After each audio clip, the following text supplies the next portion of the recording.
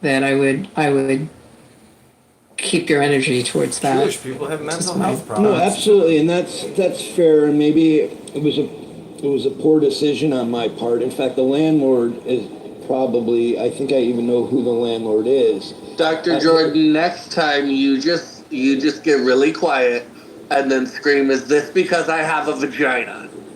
Or is this because of my micro penis?" And you will have the biggest scene in the world, and they will be as uncomfortable as possible, and you won't be crying wolf.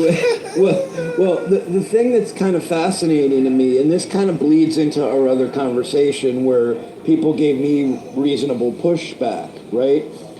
It's because there are so many homeless people out and about, and to think this guy bothered to pick on me, who's dressed in gym clothes. I don't know. I mean, I have an Apple Watch, a cell phone, and an Apple computer. That's the only items that I had with me.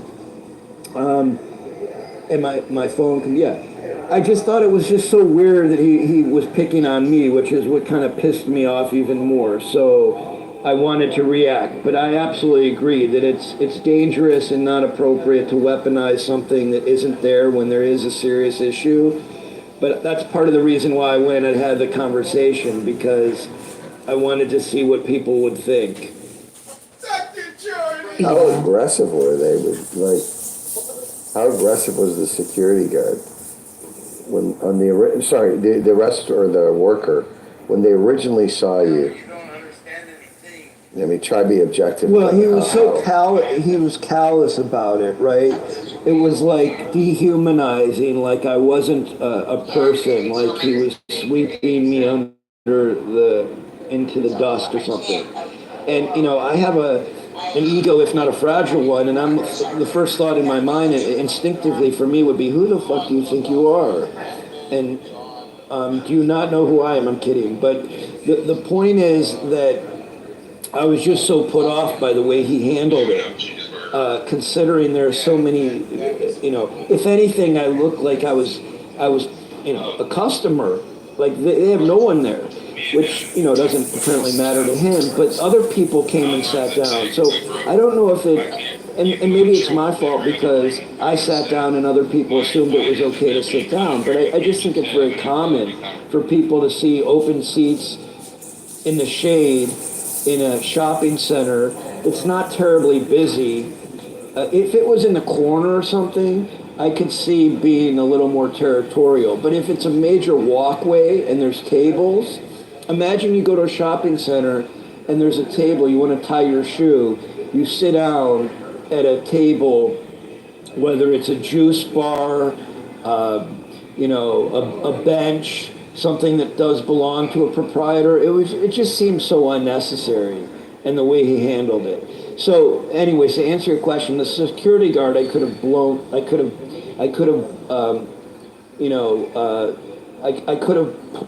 poked with my finger and he would have fallen. I mean, he was not an intimidating character, as most mall cops would. Yeah, be. Yeah, the guy who was the problem, the guy who I thought was unnecessary, he was very upset, and he couldn't. He was shocked that I was resistant. He was like expecting me to just listen to him, which made me even more furious because I'm like, no, I'm going to hold my ground here and make you as uncomfortable as possible for the next 10 minutes before I vacate. And that's what I did, basically. Neurotic Jew. So my 2 cents on it, it's kind of cool you're opening a room around it, but my 2 cents on it is, aside from the anti-Semitism thing, it's really not a big deal. But it's like a classic case of 2 wrongs don't make it right. So guy should have went out there. 100%. I mean, if I was a normal person, I would just be like, think to myself, that guy's a jerk. I'm just going to go somewhere else. But I'm not a normal person. That's part of the problem here. I'm not a normal person. So I don't wish me on anybody, because that's, if I'm minding my own business and not harming someone, that's when I particularly get upset, because I'm like, there's so many reasons that you could get mad at me for different things. This isn't one of them. And so that's what infuriated me. It was like so unnecessary. Well, I mean, Dr. Jordan, the way the way that I've always dealt with these things, he's a worker at a fucking business. If you don't like how he interacted with you, wait until the next business day, go in and ask for a manager. Oh, Period. I did. Or ask for the owner. I asked what his name was. I took his picture. I took the security guard's Oh my picture. God. I wanted to make. I would call the business or email the business, and every business in the world is transparent to get a hold of these days. And I would simply say, I'm not comfortable with how I was treated. This is what went on. This is clearly seems to be public seating or public access seating. Da da da da da. One, it'll curb the behavior because whether or not he's in the right, it will have a business go talk to his ass. Every business in the world doesn't like getting complaints. If it's in a promenade center, you can call the Promenade Association. If it's in the mall, you can call the Mall Association or the mall management. Bottom line, just because somebody rents space somewhere doesn't mean they're the emperor of the space. So if that is not blocked off by some sort of barrier, and it's simply seating in front of that venue inside of a shopping promenade, it's probably not their seating. And it's probably not even seating they're allowed to enforce that way. So, if I was pissed off about it, I would simply go looking for, whose seating is that? Who owns the business? Do they own the building? Do they rent the building? Do they lease? Is the promenade by an association? Does the promenade have an owner? Because at the end of the day, someone is going to be more irritated by the fact that you're calling them than it's worth for him to just get off, and they're going to shove their shoe up his ass. And it's not going to happen again. So if it really bothers you, that's a better move than yelling at somebody and refusing to move. I would have moved and immediately looked at who owns the fucking space and looked at what regulations around it are, because a lot of businesses and their staff will think they get to regulate like joint promenade space. They don't. If they're leasing the inside of the building and they have access to the space out front, 9 out of 10 times in California, that is joint use space that they're not even allowed to regulate. Well, what I would say to that is, and I agree 100%, following proper channels would be ideal. If I choose to want to go back there, and I may actually do that, because I actually like the tables there. It was really quiet and calm. But I'll have my car back, and I probably won't be hanging around there very much. But following the proper channels. But the thing that makes me such a sick, pathological person is that I was so pissed at this one guy. Like, I want to make sure that he is thinking, is this guy going to call the landlord? I wanted him to be. I'm so pathological, sadistically. A well-known physician once called me artfully sadistic, and I was so flattered by it. I was just so pissed because I normally follow the rules, and when I do something, I just can't believe that someone would be like that. Anyway, so yeah, I'm gonna dare you. I'm gonna dare you to do something. You ready? You ready? But see, Bren is so knowledgeable about Bren is slick, because Bren will actually get the guy fired tomorrow. Okay, I'm gonna dare you to do A few something. calls. Go ahead. I'm gonna dare you to do something. All right. I'm gonna roll with your not a normal person vibe and embrace that. So normal people, quote unquote, would probably just not open a room about it and just kind of get over it. But if you really want to, do something that's not normal, you could go back the next day and be like, hey, look, man, you had a bad day. I had a bad day. I just want you to know I'm sorry. How about that? I dare you to do that. Oh no, I go back. If I really overreact, I apologize, because I know I have that inclination, right? And I feel bad if I really go over the top. This was not one of those examples. I may go back, but I want to do my homework first. Well, play it out. Humor me for a sec, right? Like, okay, let's go the artfully sadistic. So you go back, you say you're sorry. You're going to get one of two reactions, right? The person's going to piss you off even more because they're not really going to appreciate that. And then you've got full mental grace to do whatever twisted game you want to do next. Or it actually turns into a good thing and you're happy and they're happy. So this may entertain Abby, but my dad, I'm not faulting my dad, but I learned some of these behaviors from my dad. He can make a scene out of nothing, which is hilarious. Which growing up, I didn't know that that's not a normal way to respond to people. So he has a hard time correcting me. Well, actually, he will reprimand me if he sees me do something like that. But like he will go out of his way to keep someone on their toes, keep them running. It's just it's kind of funny. So I'm not trying to exfault him, but I'm saying that's part of where I learned it. But I don't think I'm done with this issue, because I also said to the guy 3 times, I said, I'm calling I'm going to call the police. I don't know what my rights are here, but I'm sure I can come up with something. So the security guard comes up, and I'm like, okay, I was thinking 2 things. I said, if I say I call the police, I thought of actually saying, give them about 40 minutes, because that's about as long as they're going to take if they even show up for this kind of thing. You can't get a cop to come out for that kind of thing, right? So I thought, I really have my pick of the tables here. Anyways, Fadi, for you, because you want me to be the better person, choose the higher ground.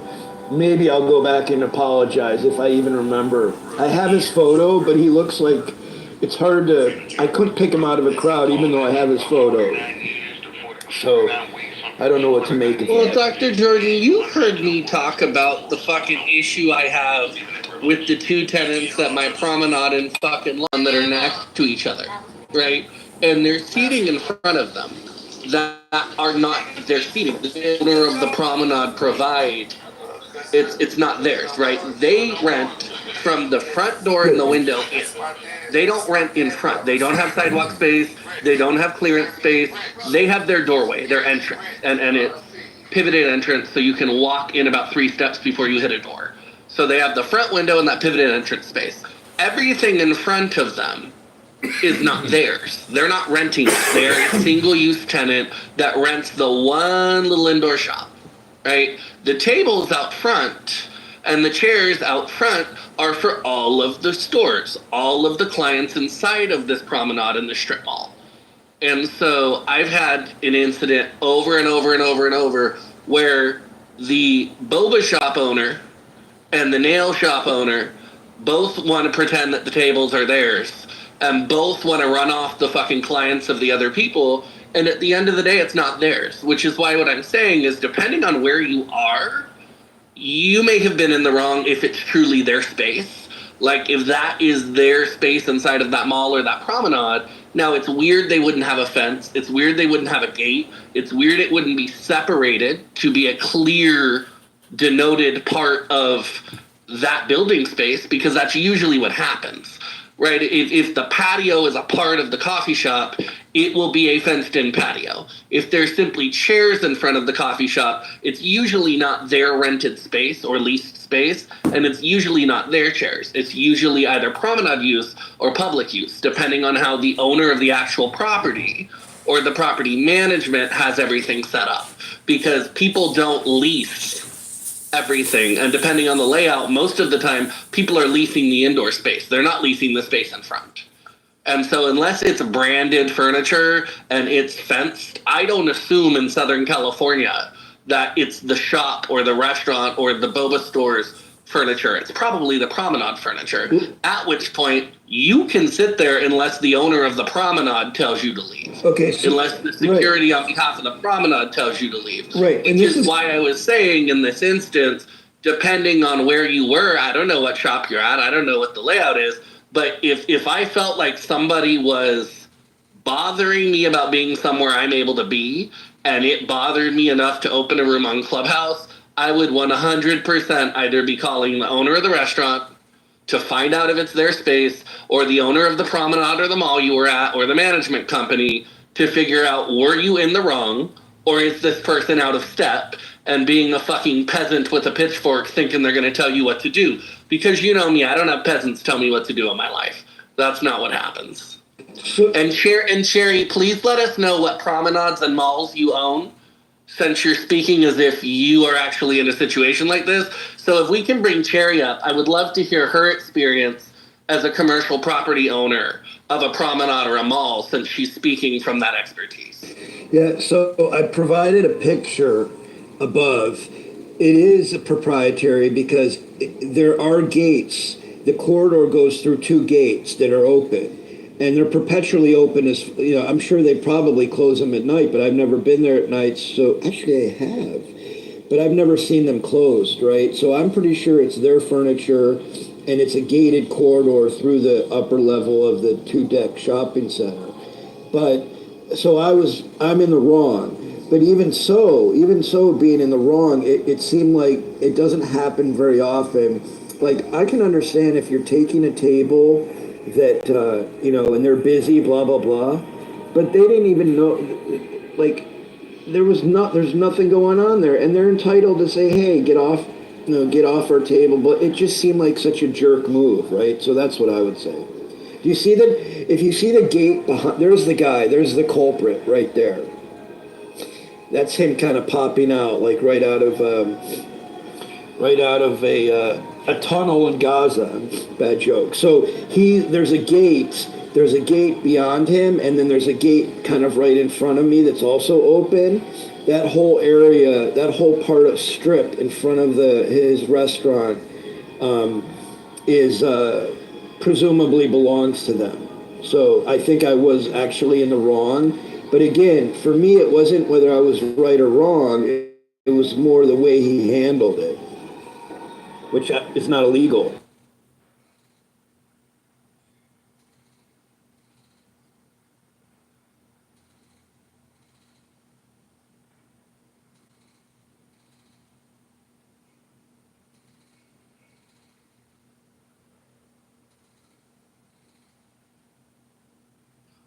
Damn, Cherry left. I wanted to hear all about her experience as someone who owns commercial property, since she was speaking from such a place of expertise.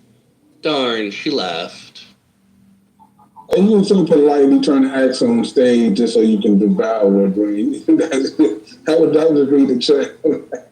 No, Come on up, not at Joe. all. Here's the thing. I love when people present themselves as if they have expertise. And then I just simply want them to explain to the room what that is so that we can all benefit from it. I would love to hear about the experiences Cherry has as somebody who owns shopping centers and promenades. I would love to hear it, right? That's wonderful. I know Cherry, and I know she doesn't even own the fucking condo she lives in, so she doesn't, which was the point. But when people want to be experts on subjects, I am more than happy to bring them on stage and give them the opportunity. Be an expert. Tell us all about everything you know about this thing that you do. Oh, wait, you don't know anything because you don't do this? Ah, awesome. So shut the fuck up and stop trolling. So the other thing is that I would have come, and I came to this Chinese room. Hold on one second. The food was great, sir. Thank you so much. I'm so pleased because I had a run-in with your competitor at the other side. What's it called? The Post something? I'll talk to you later. I have a live audience here, but thank you. I will go out. The Kung Pao chicken here was so great, but I would never have discovered it had I not had the run-in with this restaurateur over on the other side. So this is how a sadistic mind works. I fixate on this until I feel, I'm like the serial killer, right? I fixate on it. I shouldn't have said it that way. I fixate on it until I'm absolutely satiated. And, you know, part of me is a performer too, I suppose. So when I was shaking my arms, ranting like kind of a half Woody Allen and half Woody Harrelson kind of thing, I'm sure that made such a scene in front of this brand new gym that I just joined. I really, the other thing, and I'll land here, is that the people who saw me yelling at this guy, they probably saw me walk back into the gym, and I wonder if they think that I was just, you know, a vagabond, like, you know, just a nomad just looking for Wi-Fi or something like that. I actually belonged to the gym, but it was just so funny. And anyways, that's my story. I mean, don't get me wrong. I've gotten mad about things where I was totally in the wrong. And I admit, finally, when I it mean, hits you me, do it once a week, Dr. Jordan. It gives us room because you do it once a week. In this regard, you could have been halfway in the right. You weren't when we got to the end of the story, but you could have been. Like, you could have been halfway in the right. But here, You take shit personal all the time. I know. It makes room content. I know. And the thing is, like, when I go to this coffee shop regularly, I tip, even when they're just, I tip not only, like, if I get a coffee, I don't drink coffee, but if I get a drink, I tip. If I get, a pastry or something, I tip. They know me for really just tipping regularly, more so than I ever should or have to, because I'm so appreciative for these people, right? They're kind. They always want to strike up conversation, but I don't really have time. I'm actually listening on Clubhouse and doing my work. They see me come up to the register with headphones on. I'm usually in Clubhouse and then go back to my computer. And so I'm really kind of gracious about tipping. And so that's why I'm so put off by this whole thing and centering myself. God, I have so many of these examples. You're right, Brian. I do this probably weekly. Now, the real incident that we should draw attention to is what you mentioned last night. I was in the room with you when that woman made that anti-Semitic remark. That slur was like the second time I've heard it on Clubhouse. Yeah, I mean, she's very much a Hamas supporting body, so I didn't expect it. I wasn't shocked by it. We give her grace. She's on her 700th account, so every account gets its own strikes. And she was interrupting, and then I clocked her on interrupting, and she responded by calling me a fucking kike.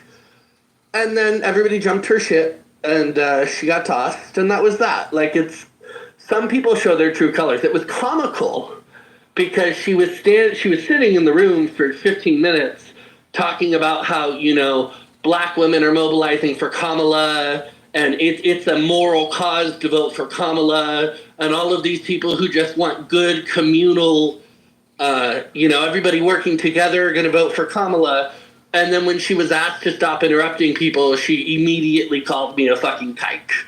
And it just pulled the mask off of, no, you're a far lefty, crazy communist bitch. And you can wrap the feel good in Kamala's going to be great for everyone and black and brown and this. But the minute you don't like something, people are faggots and kikes. Well, she was actually responding to me when I said that I'm probably voting for Kamala, but I thought she's terrible. And I thought I said she's so fake. And then I said she's just so fake. And Norm said, yes, she's so fake. And then that America woman who is actually trying to impersonate the other America. That's why she's using that name pseudonym, as I understand, or at least the America we know was concerned about that. That's how it happened. I do think, by the way, Obama's speech was amazing, and Kamala is on the opposite end of poise, charisma, inspiration. It's just she comes across so fake. But this may be the choice I go with, or I may not go with anybody. That's where I think I sit.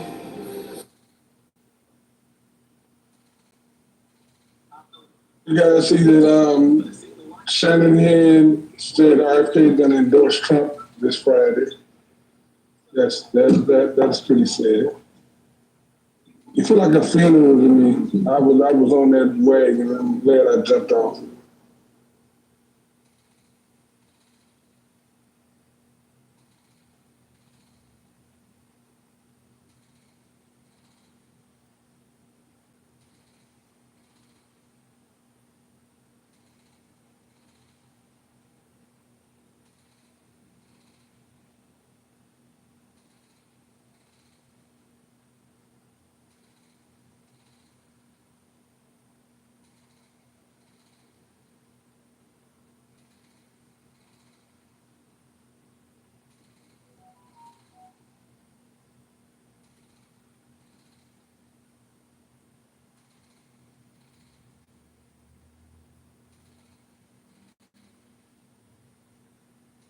Yeah, so I'm gonna ask my dad too because he owns shopping centers, and I'll see. I'm gonna send him pictures. He probably knows the landlord. The landlord's probably Jewish, which kind of makes it all the more funny that I accuse the Latino tenant of being anti-Semitic, but or the Latino employee. But Well, it's yeah, one thing if it's their property. Like I was saying, I was asking because in Southern California, the vast majority of promenades, malls, shopping centers don't actually lease the front public space or the patio space to a particular singular use client, right? Most of those things are public use and mass use. And most of the tables are provided by the actual owner or management company, which was my point. But it sounds like you've acknowledged that this really is their patio and there is a separation, and you probably shouldn't have been sitting at it even if it was available. So, slightly different situation by the time we got to the end of the conversation. well, yeah, But overall, if it's public use or it's shared use where tenants rent a singular space and there's other businesses along the way in a strip mall or a promenade or an indoor shopping center, generally the common use space out in front of those is not rented to them and it's not theirs to decide what to do with. It has to do with, whoever owns and manages the overall shopping center. well, what the problem seems to be is that the gate is open to allow traffic to foot traffic flow through. They really shouldn't be open. That's the problem. I would have ordered something. I wasn't opposed to, I would have ordered something to be polite because I was sitting at that table, but they weren't open. So it makes it hard. Most other tenants either move tables inside or they do something so that they don't give people an opportunity that they don't want there. But they make it virtually inviting. It's their own problem. I mean, they make it virtually inviting. That particular restaurant doesn't do very much business. It's turned over a couple times. I was in there, I don't know, a couple months ago, and I was like the only person. I met some of the wait staff, and they actually had told me that they weren't sure they were going to be open very long. So I'm quite frankly surprised that they're open at all. But it's just in poor taste. If someone's sitting at a table minding their own business, I wouldn't scare them away, particularly if you're not doing great business, but I don't think the guy cares, and I don't think they're that worried about the tenant not, I don't know I don't know where the restaurant even came from. But they still have a grand opening banner on it, and it's been open for over a year now, so whatever. Their loss. I have a big mouth. I will definitely hand out promotional information to all the homeless people, telling them that there's a nice shady spot upstairs over in this shopping center area. Feel free to hang out. And then I'm going to also hand out information about this restaurant that I'm, a patron of next door, and make sure they get all the traffic. So I'll do my due diligence.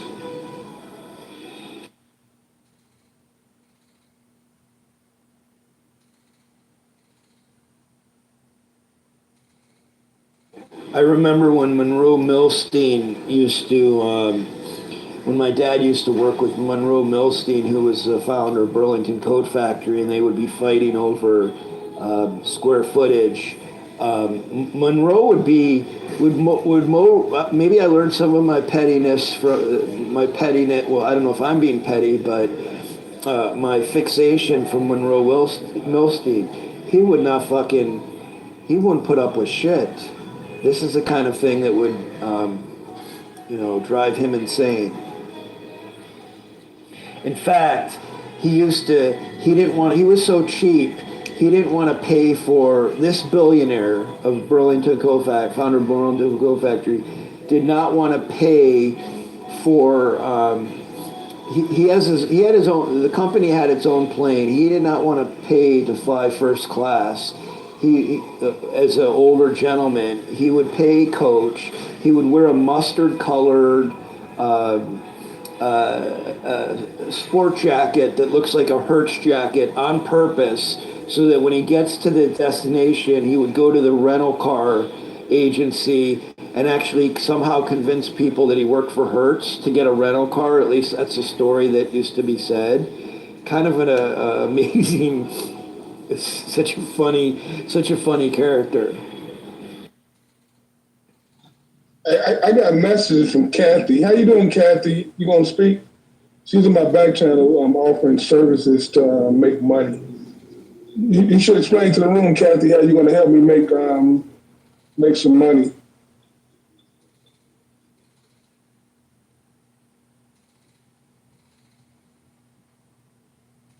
So what is the deal with Sherry? Does she not actually work in commercial real estate, or That what is your bitch take? doesn't own her own condo. So, if you can't purchase your own home, please don't explain to people how business owners and people who own commercial property operate. Right? There's nothing wrong with being a renter. Awesome. A lot of society are. Come into a room and act like you know what an owner of a strip mall or a promenade association or what the management structure looks like.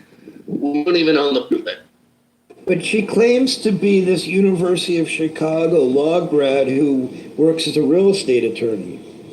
How can she not make enough money to have her own place? She's a hack who follows Abby around on his, but she has zero expertise in what she was talking about.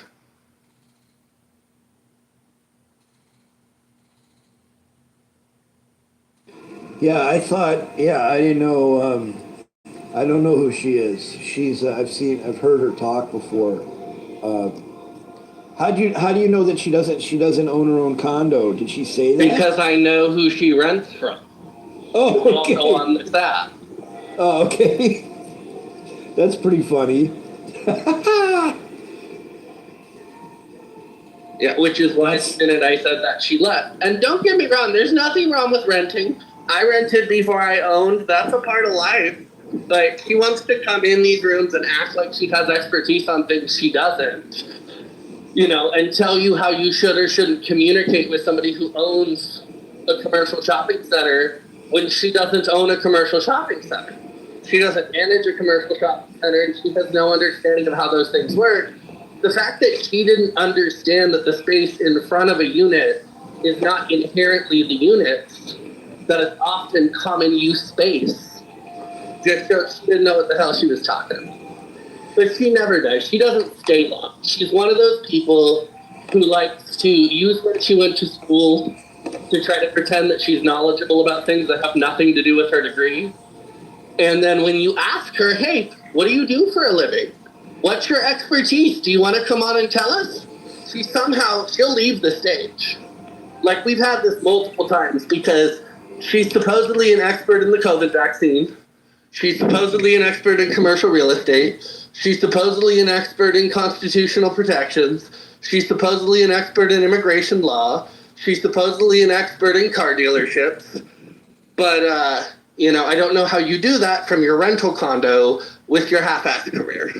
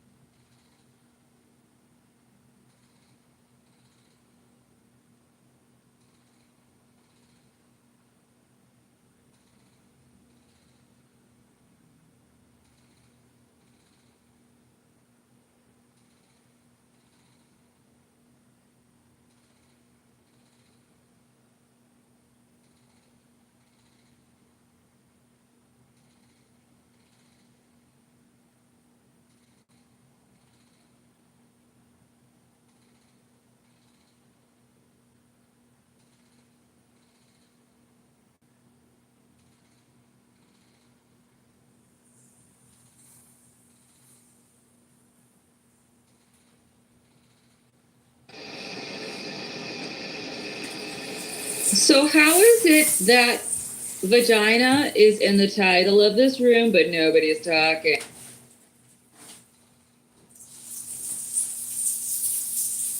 Or maybe that's why nobody's talking.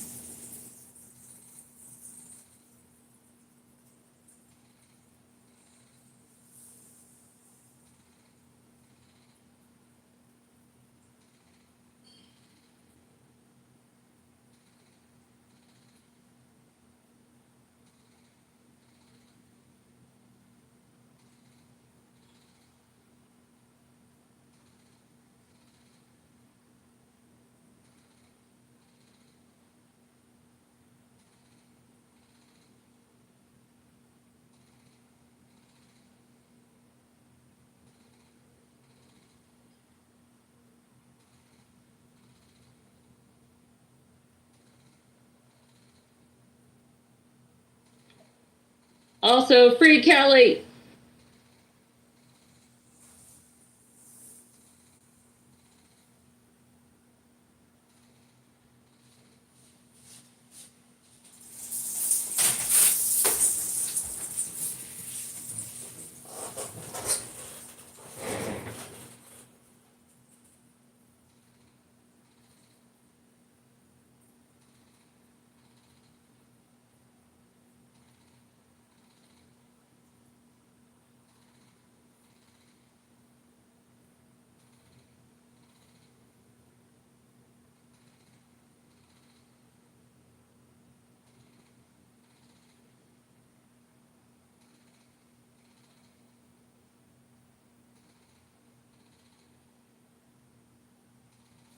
Like now when they're like 33, 34 and they're both successful, like, but like even when you're like, I just can't even believe that like it took them that long to figure out that they were each other's ones. And they did that while they were in the relationship. Like they were figuring out if they were meant to be together for 14 years.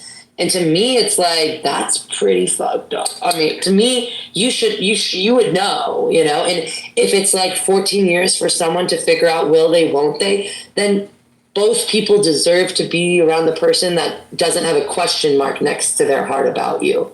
That's what every human should have. So anyway, that's why I'm upset about it. Okay, well, and when I say upset, I mean, I'm just nosy. I don't really give a shit. Our parents' generation, they got together at like 18, right? And stayed together for 70 years or something? But I think Roya's point is they got married quick. Like Roy is saying, like, why? No, they didn't get married quick. These guys didn't get married. No, friend MG did, means but- the parents did. Yeah. But they didn't have intimate relations without marriage. That's one of the reasons why I think they got married. And they started having kids.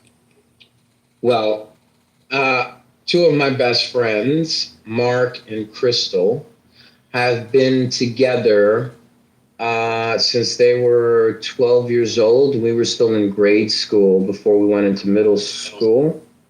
And they eventually got married. They're 42 now. We're all on the same, we're all the same age. We've been friends since the second grade.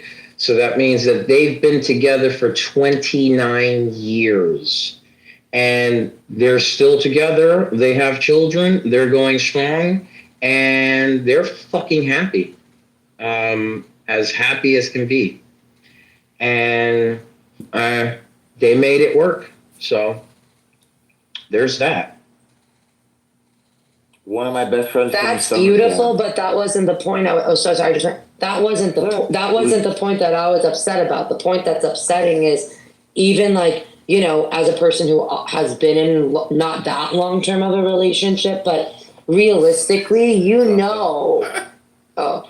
really know before year 14, right? That whether you love this person in a way that you want to build a life with them. I mean, is that, MG, am I crazy? No, I think you would know by year 14. So true. It's like, oh my God.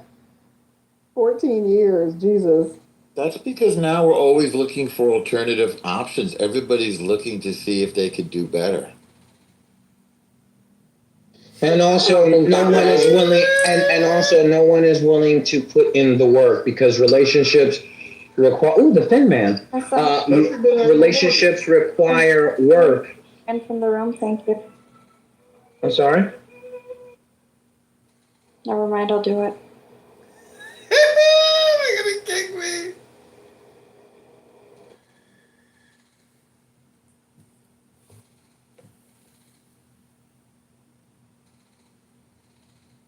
Left monkey sub. Okay. What was you saying? I'm scared. Left monkey sub. About the family. Hold on. This is my room, first of all. Thank you. I was talking to Cray before you rudely interrupted him. So with that being said, Cray, if you can come off your mic and finish what you were saying to me. Thank you. Oh. Left monkey.